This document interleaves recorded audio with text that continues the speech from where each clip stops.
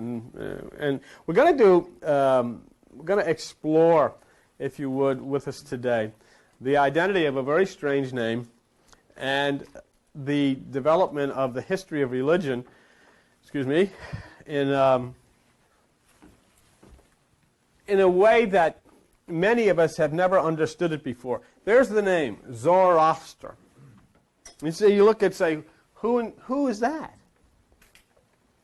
What is Zoroaster? Let me put it this way. You would not have a Christian religion if it wasn't for Zoroaster. You would not have a Jewish religion if it wasn't for Zoroaster. You would not have a religious tradition if it wasn't for Zoroaster. And when you begin to understand that, then it serves well to stop for just a moment and take a look and say, who is this? There's a professor by the name of Edward Mayer, and he termed Zoroaster thusly: the first personality to have worked creatively, and formatively upon the course of religious history. Now, when you think of Zoroaster, understand him as a prophet,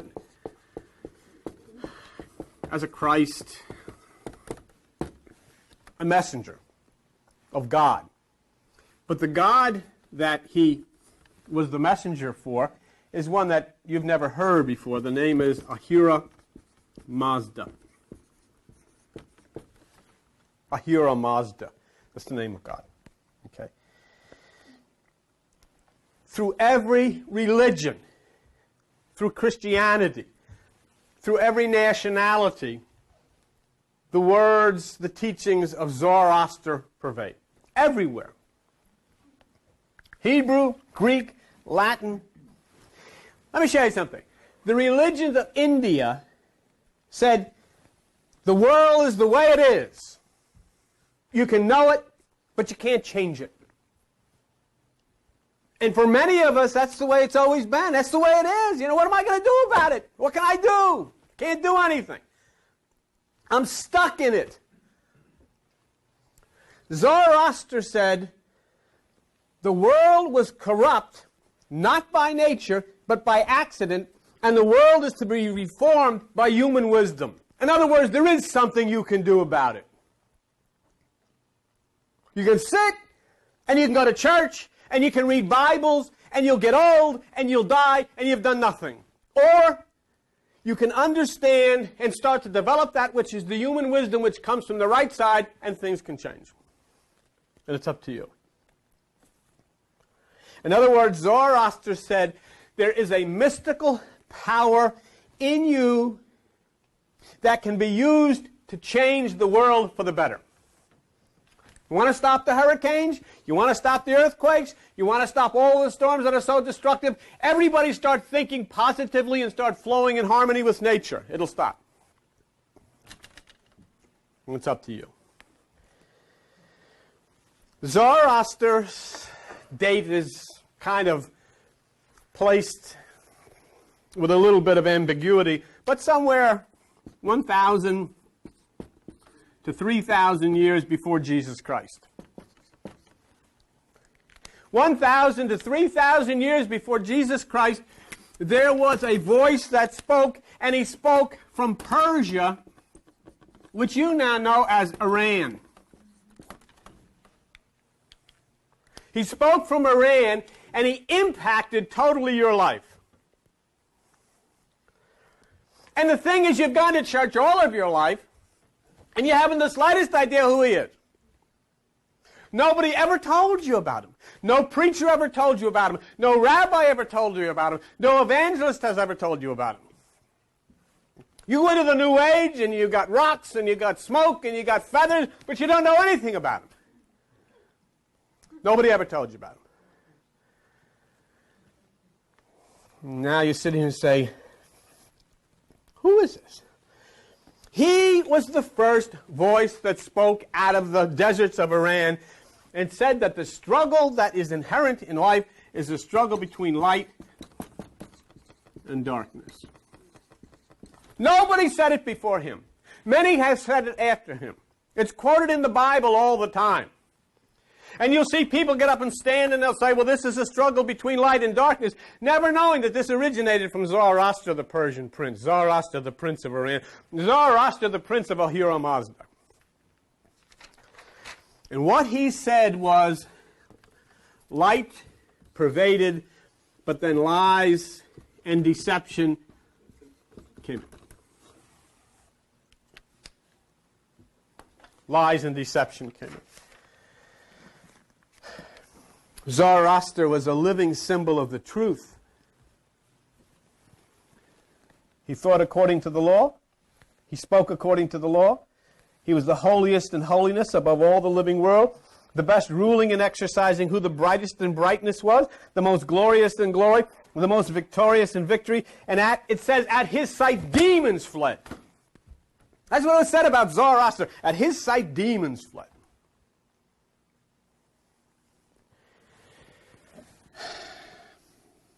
The birth of Zoroaster marked the opening of the final 3,000 years of what they call the 12,000 years of the world.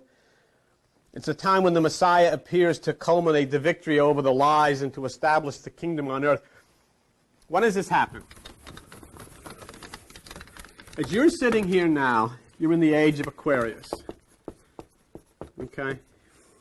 It says in the scriptures, and it says in the same scriptures of Zoroaster, that at the time that the blood reaches the horse's neck, there is 1,000 years of peace. What that means is in the age of Aquarius, when the sun reaches that which is the neck of Pegasus, then all of this peace comes for 1,000 years. That was the teachings of Zoroaster. That was the teachings of Jesus Christ. Go to page 1014 in the Bible. Look at Revelation chapter 20. 1014. Revelation chapter 20. And look at verse 6. Blessed is holy is he that has part in the first resurrection. On such the second death has no power, but they shall be priests of God and of Christ and shall reign with him 1,000 years. That was the teachings of Zoroaster. That's the teachings of your Bible. The reason that it is in your Bible is because it originated with Zoroaster. That there would be a change. Something was going to happen. And it was going to happen during the age of Aquarius. And it was going to happen when the energy of the sun touched the neck of Pegasus. Then there was going to be a change in the way you think. That's why you're sitting in here. That's why you're sitting here. That's why you're listening to me. That's why we share with one another. That's why the thoughts that come into your mind now you're not thinking the way you used to think. You're not reading the way you used to. You look at this Bible. You know what? Have you spent your whole life reading this Bible? Literally. You've spent your whole life reading this Bible literally. You believe the words that you saw in the Bible, not knowing that these words are symbolic and they're not supposed to be read literally. And so you made up all of these stories, and then you had preachers make up stories, and you got stories of fish swallowing people. There was a story in here of a fish swallowing a man. He stays in the intestines of the fish 3 days. The fish pukes. The evangelist pops out, and you bought it. You say, yeah, this is it. This is my faith. My faith is built on this. You got two English people named Adam and Eve running around in a garden somewhere with no clothes on. A snake comes, gives her an apple, she eats it, and the whole thing goes down the drain. And this is the foundation of your religion, and you wonder why everything's screwed up.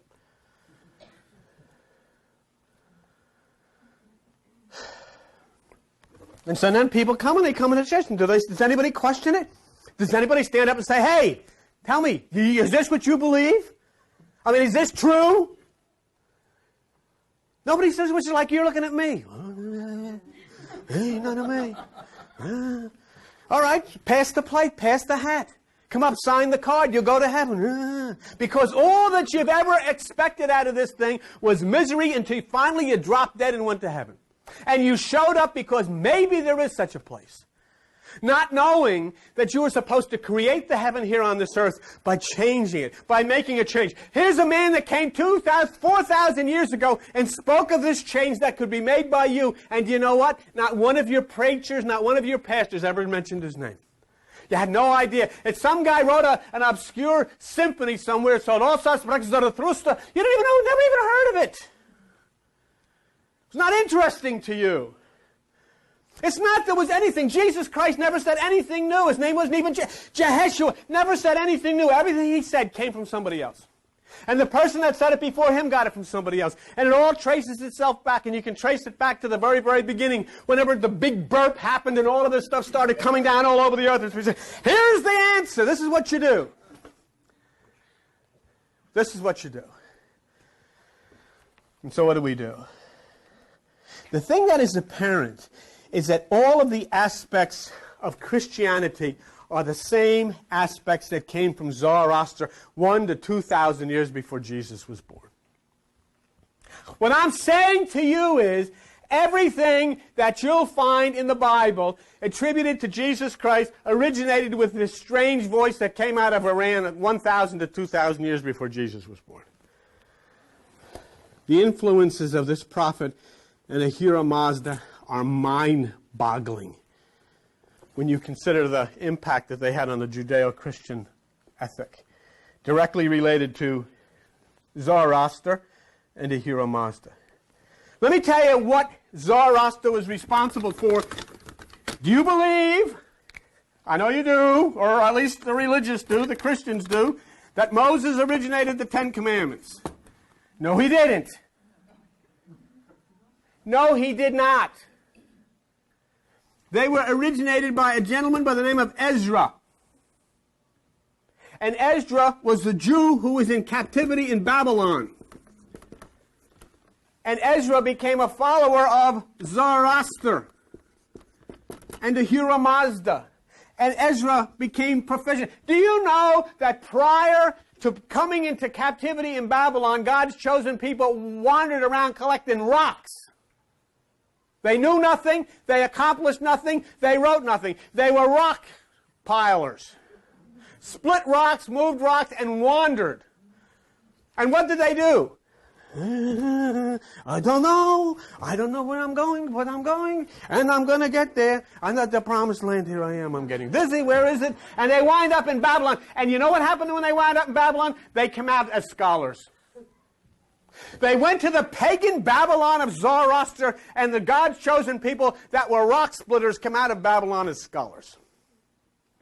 And this one here came out with the law. And this is the Ten Commandments that you read in the Bible were authored by Ezra in Babylon under the stewardship of Zoroaster, the god Ahura Mazda, and the great king of Iran, Artaxerxes. The temple! Why, the temple was constructed as, this is the whole thing. It's going to rebuild the temple of the Jews. Tell you, who was responsible for reconstructing the temple of the Jews? Our friend, Zoroaster. Had nothing to do with the Jews, had nothing to do with Moses, had nothing to do with Jerry Falwell, had nothing to do with the Christians or the Catholics or the Protestants. It had to do with the strange voice that came out of Iran thousands of years ago. And this voice came down to the king of Persia, the king of Iran, whose name was Cyrus, and he said, build the temple. He was a follower of Zoroaster and Ahura Mazda. The one you know is Jesus. Oh, little town of Bethlehem, how sweet the flows. It came upon a midnight clear. Oh, the holy night. Ba, ba, ba, ba, ba, ba. And then the big part of this thing. We three kings of Orient are. Blop, blop, blop. Here in a jar. Guess where they came from? Guess where they came? Do you know who the three kings were? The Magi. Do you know who was the Persian prophet prince of the tribe of Magi? Zoroaster. What have you got that's original, Christian? Fakakta, you got nothing. You originated nothing. You originated not the law. It was originated through Zoroaster. You originated not the temple. It was originated through Zoroaster. And you didn't even originate the kingship of Jesus Christ. It was originated through Zoroaster. And I'll tell you what Zoroaster was, the Persian prophet prince of the Magi. They were astrologers. That's why it said, we have seen his star in the east.